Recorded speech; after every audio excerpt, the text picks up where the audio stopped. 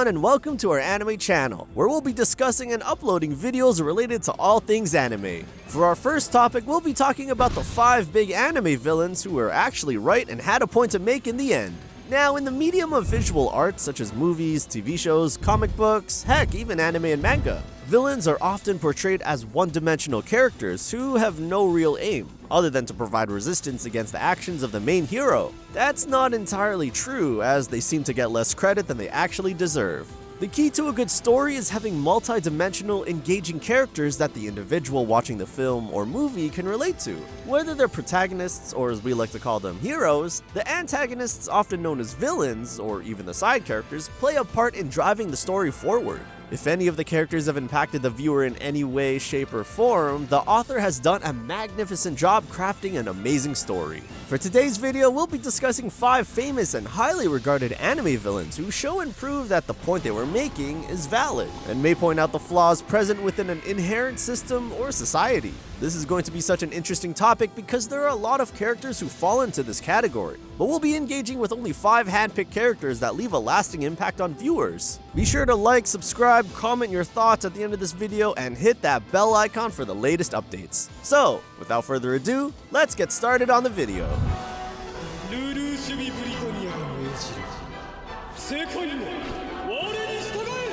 The first character that comes into our mind is none other than Lelouch v Britannia, or by his alias as Lelouch Lamperouge, when he was exiled to Japan as a political hostage. Spoiler alert! For those who haven't watched the series, I recommend you watch it ASAP.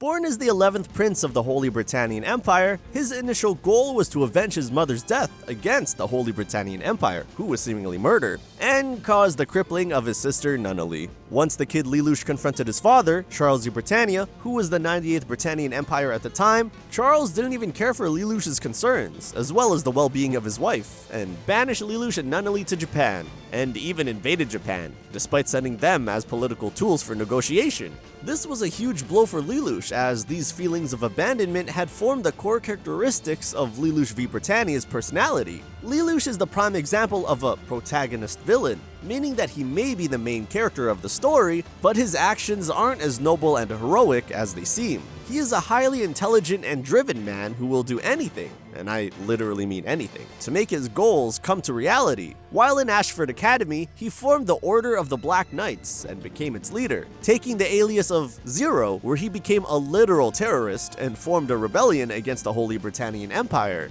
He is one of the most complex characters to exist in anime medium, where he occasionally has moral dilemmas on using people to achieve the greater goal of freedom of Japan against the Holy Britannian Empire, and by extent, his blood and family. But he slowly realizes with the passage of time that the ends justify the means, and he is even willing to lie to his followers, kill his half-sister Euphemia Lee Britannia, and betray his closest friends to get to the main goal. Now, I won't go into the details of the story, it has story spoilers, and it's just too good to discuss it here. I would highly recommend you to watch the series to get a better understanding of his character here. Oh, and watch the original TV series, not the Lelouch of the Resurrection movie series. Up next, we have Kyuubey from Fullmetal Madoka Magica, or just Madoka Magica for short. Okay, now the Madoka Magica anime is known to induce some pretty grueling nightmare fuel for its viewers, and it has completely, and I mean completely, subverted expectations of viewers. What I mean to say is that it appears like a traditional good old magical girl anime where everything is cute and nice will happen, just like Sailor Moon.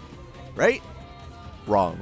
It's disguised as a psychological thriller where each action has its own consequences to begin with. The anime starts off with Madoka having a dream of fighting a powerful witcher entity and waking up with her going to school as normal. Just then, a girl who goes by the name of Homura Akemi gets enrolled in her class. And yes, she is the same girl who appears in Madoka's dreams of fighting the powerful witch, entity, whatever you might call it. After a whole day goes by where the girls do their own activities and take their classes, Madoka hears a voice in her head, crying for help. But as she goes towards the voice, lo and behold, it's Homura trying to kill a cat! How terrible! Madoka's friend Sayaka uses a fire extinguisher on Homura while Madoka saves the cat from getting killed.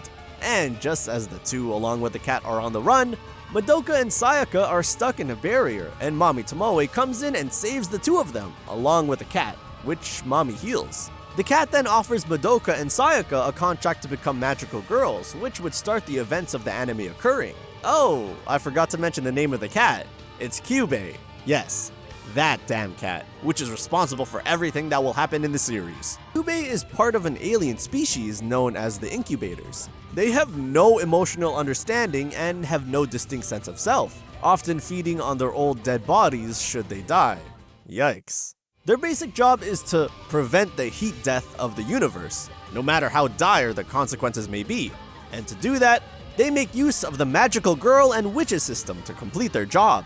Let me break it down for you. What Kyuubey does is find a young girl and enchant her into becoming a magical girl, where she has to fight witches. If the girl accepts, her soul is put inside a soul gem, which is also the source of her magical powers. Here's the catch though. Should her soul gem be crushed, she will die. And should the girl succumb to the darkness from grief, the gem will turn into a grief seed and will convert the magical girl into a witch. Bet you didn't see that coming, huh? This was a huge plot twist that shocked a lot of viewers, where we normally believe that being a magical girl is something unique and heroic, and Madoka Magica just subverted that trope into explaining that the life of a magical girl is filled with nothing but untold suffering. But then again, if it helps prevent the death of the universe, I'm gonna sound kind of twisted, but it's the least evil option out there.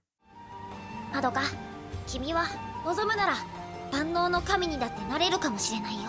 その願いは君にとって魂を差し出すに足るものかい。 Let's move out of that territory there and focus on another character who is a straight-up villain, and he is known as Stain from My Hero Academia. For those who have watched the anime and read the manga, which has just finished by the way, you guys already know about who he is or why he does the things he does. His real name is Chizome Akaguro. And like most villains in the My Hero Academia universe, he initially started out as a hero in training. But he saw that the hero system of the society was so flawed in the sense that people with quirks were becoming heroes just for the sake of wealth, status, and power, and not for the greater good, that he had stopped becoming a hero in training after the completion of his first year, and went on to realize his ideals instead. If you're a hardcore fan like me, you may know of My Hero Academia Vigilantes manga series. Well, here's another spoiler alert for that, because Chizome Akaguro makes an appearance over there as well. At first, he tried to rouse speeches and protests by preaching his revival of heroics ideology to the general public. But all of that was for naught, as society did not seem to care for his opinions or visions. It was there and then that he realized that words and diplomacy were useless, and that only actions and violence would highlight his message on a bigger scale.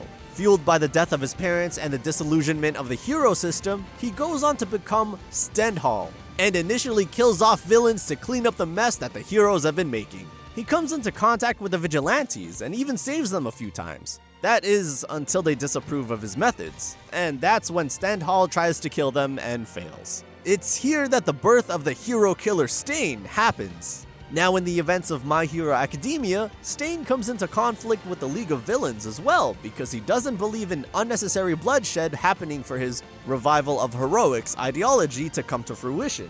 He only kills pro-heroes because he only deems All Might to be a true hero, and everyone else is just there for monetary gain.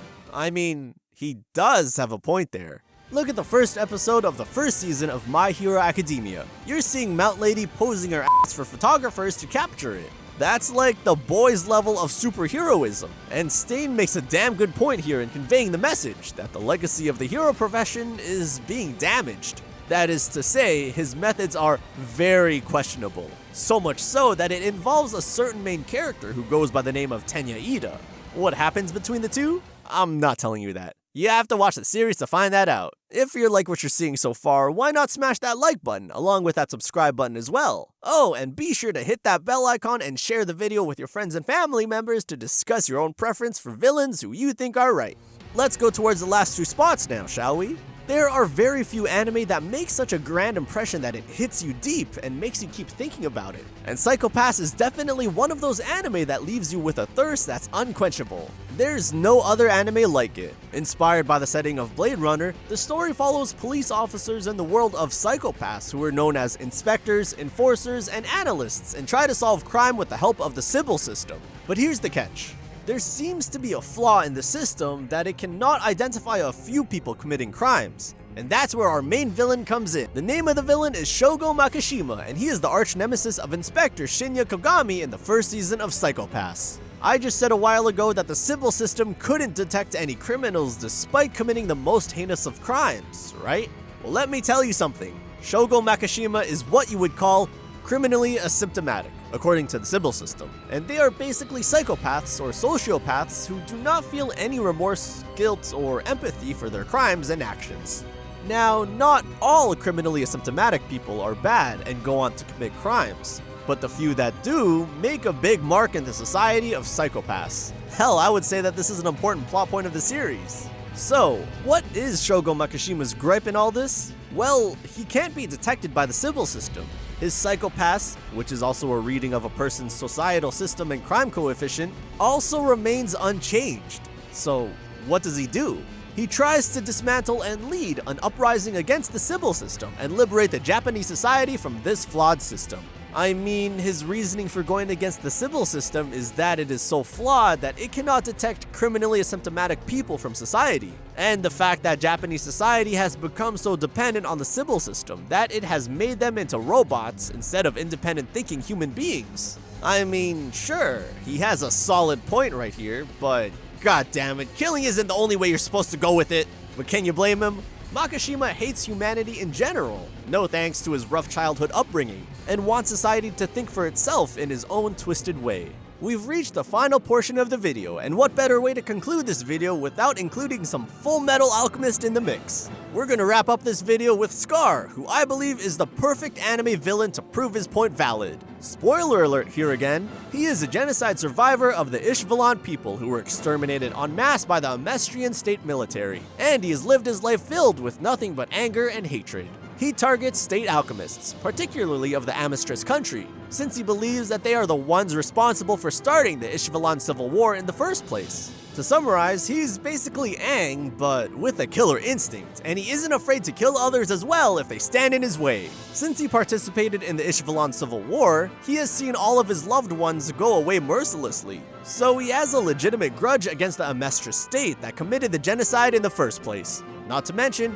he saw his own brother get killed in front of his eyes by the Amistris military. How can a person not go down a dark path just like that? This one goes for a complicated debate, which is part of the reason why Scar from Fullmetal Alchemist has made it to the top of the list. Part of this is shown when Winry confronted Scar with a gun and gave her one chance to shoot the bullet to kill him, because he did state that if she missed, he would kill her. Edward came to odds with him as well, thanks to Edward's status as a state alchemist. But as the series progressed, Scar became more composed and less bloodthirsty while still maintaining his demand for justice against the genocide of his people. His methods were not right, and even he knew that. But he had no choice if he wanted to bring the killers of his kind to justice, and if it weren't for his methods, the genocide arbitrators would have gotten away scot-free.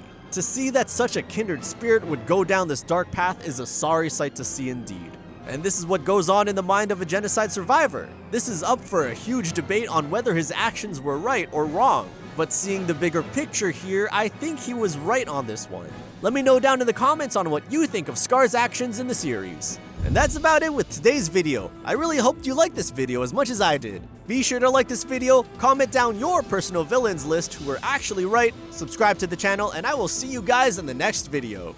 Take care of yourself and see you in the next one.